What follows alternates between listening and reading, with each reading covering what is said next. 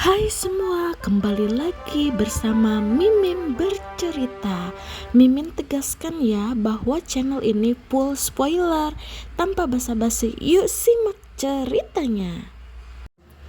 Seorang gadis terbangun dari tidurnya. Ia merasa terusik dengan ponsel yang sedari tadi tak berhenti berbunyi. Dengan mata yang masih sedikit tertutup, gadis itu meraba nakas yang berada di samping tempat tidur, mencoba menggapai ponselnya. "Raisa, lo di mana anjir?" tanya seorang gadis di seberang sana. Gadis bernama Raisa itu memijat pelipisnya yang sedikit sakit dan pusing secara bersamaan. "Enggak tahu," jawabnya. Ia sama sekali belum menyadari sedang berada di mana. Raisa belum sempat gadis di seberang sana berbicara lebih jauh. Raisa sudah lebih dulu mematikan sambungan teleponnya. Raisa menyesuaikan netra matanya dengan cahaya yang menyilaukan yang masuk ke sela-sela jendela, lalu matanya menoleh ke samping.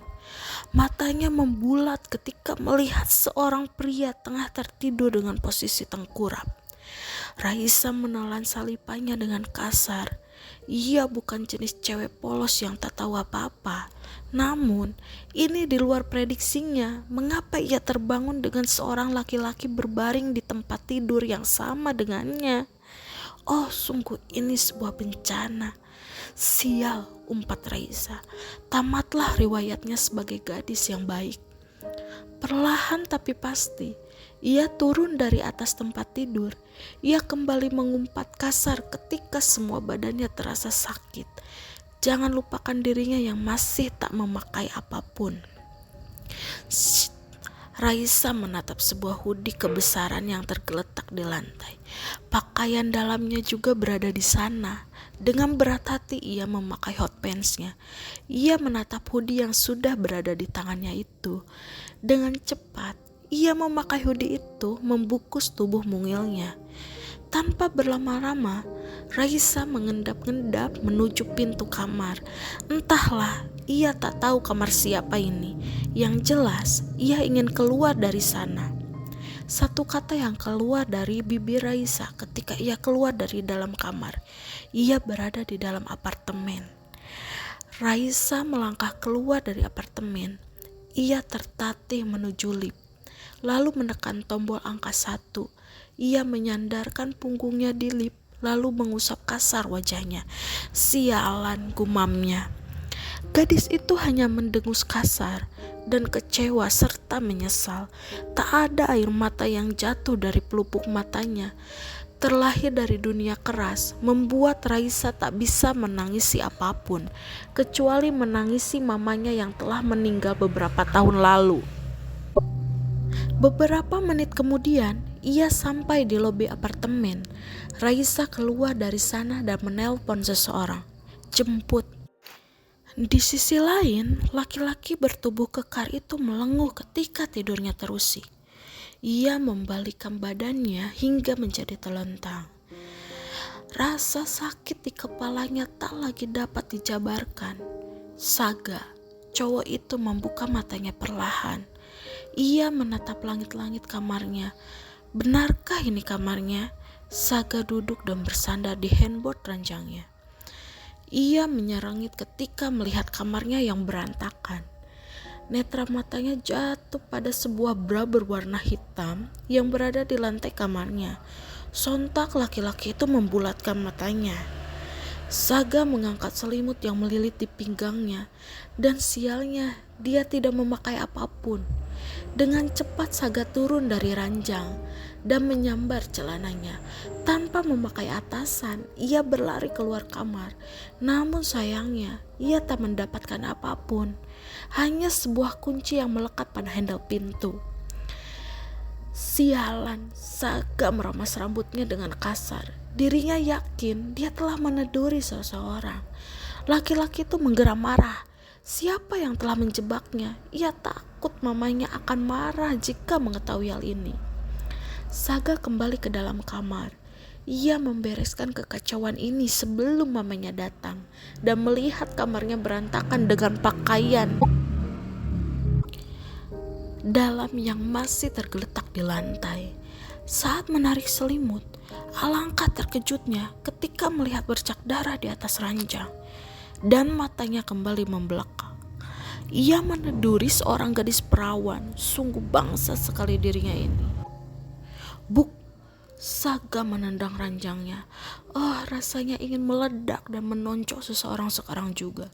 Dengan tergesa-gesa, ia melepas spray itu dan menaruhnya di keranjang pakaian.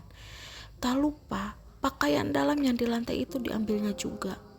Saga, suara dari luar kamar membuat Saga terlonjak kaget. Itu suara mamanya. Sial, Saga berlari keluar kamar dan menguncinya. Kunci kamarnya ia kantongi di saku celananya. Laki-laki itu menghelat napas kasar. Ia menetralkan kegugupannya. "Ma," panggil Saga. Ia melihat mamanya membawa beberapa kantong belanjaan. Saga menelan salipannya dengan susah. Bahkan dirinya kini sudah berkeringat dingin. "Kamu ini ya, pasti baru bangun. Untung hari ini libur. Kalau enggak, kamu sudah terlambat ke sekolah, Saga," dumel mamahnya. Wanita parubaya itu membawa beberapa kantong kresek ke dapur. Saga mengikuti langkah mamahnya. Ia duduk di kursi meja bar mini. Ia memperhatikan mamahnya yang sedang sibuk memasukkan berbagai sayur-sayuran dan bahan-bahan lainnya di dalam kulkas. "Ini stok untuk seminggu. Kalau habis telepon mama aja," ucap mama Saga. Laki-laki hanya diam memperhatikan mamahnya. Beberapa menit kemudian, Mama Saga selesai dengan pekerjaannya. Ia lalu berjalan melewati putranya itu. Saga lagi dan lagi mengekori mamahnya. Matanya menatap langkah mamahnya yang berjalan menuju kamarnya. "Mah," panggil Saga. Wanita parubaya itu berhenti dan berbalik menatap Saga. "Kenapa?" tanya Mama Saga. Saga gelagapan. "Enggak, Mah," jawabnya. Mamanya mendengus. "Kamu tuh ya, kenapa sih? Mama heran deh." Wanita itu memutar kenop pintu kamar putranya, tetapi tak bisa dibuka.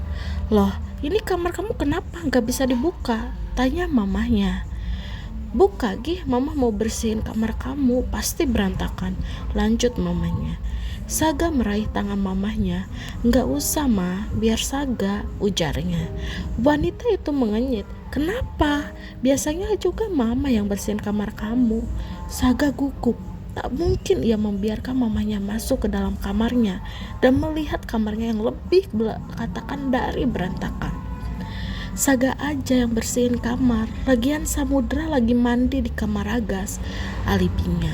Ia berharap semoga dirinya tak menjadi anak durhaka karena telah membohongi mamanya.